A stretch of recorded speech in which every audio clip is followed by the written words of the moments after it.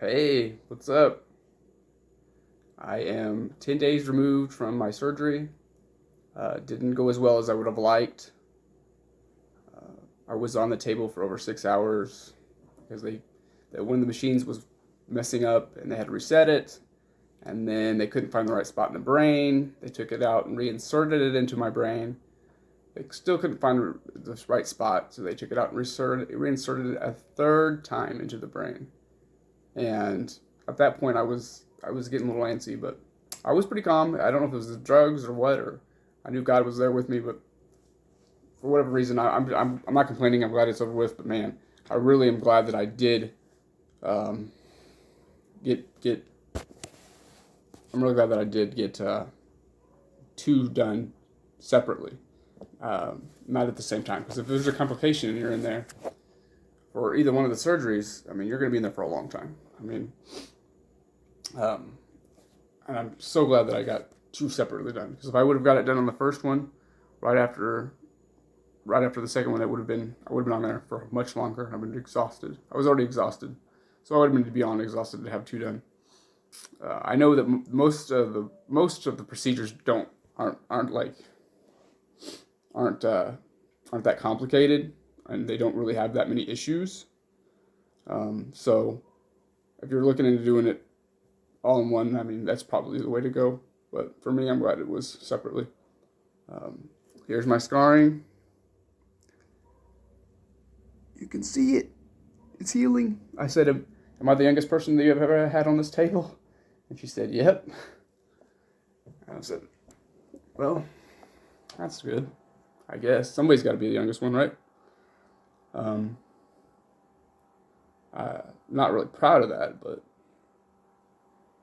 I'm glad that I got it in there and got it done and it's over with, and I can move along with the next steps of my life.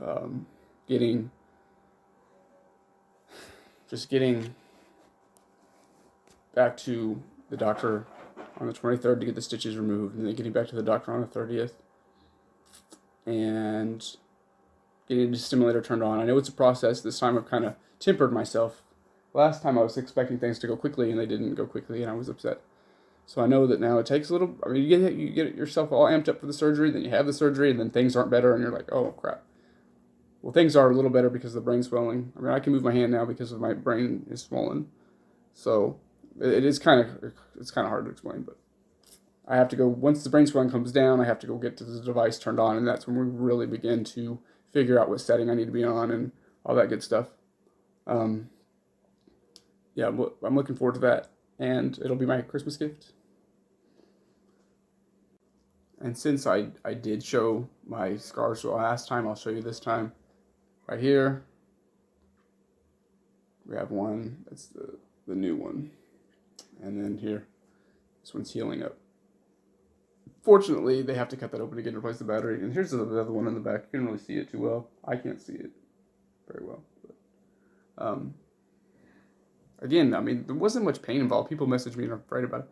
Not a lot of pain. I mean, the needle sticking in your head for the injection sucks, but there's not a ton of pain. And the most disturbing thing was the getting your head sawed into while you're awake. It's loud. It's extremely loud. That's it. I mean, that's the worst thing I have to complain about, and it's okay. Well, the worst thing I have to complain about was being on the table for 6 hours. That's the worst thing I have to complain about. But usually that doesn't happen. I mean, if you're getting one side of your brain done, it shouldn't happen that way. I mean, I was awake for over 6 hours, and then I was put to sleep for 2 or 3 hours. So it was 9 hours, 8.5, 9 hours, between 8.5 and 9 hours total surgery. So I was knocked out for the next couple of days, but I'm alive. I can't drive right now because the medication I'm on, and I don't have much of a balance. My balance is messed up, and my taste is off. So that sucks, but I'm dealing with it. It's Christmas time, and this is my Christmas gift: brain surgery, $103,000 surgery.